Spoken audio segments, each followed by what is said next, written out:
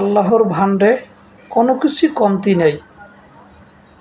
তাই আমাদের সবসময় যা কিছু চাই আল্লাহর কাছে চাই, কারণ তার ভাণ্ডে কোনো কিছু কমতি নেই।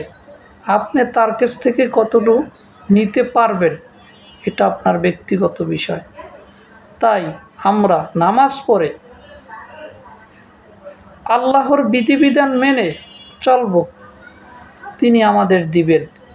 কারণ তিনি আমাদেরকে সৃষ্টি করছেন জিন এবং ইনসান মানুষ জাতিকে দেওয়ার জন্যই।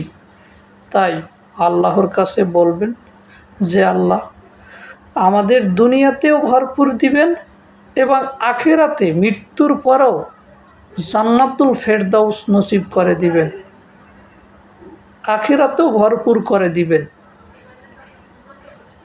কারণ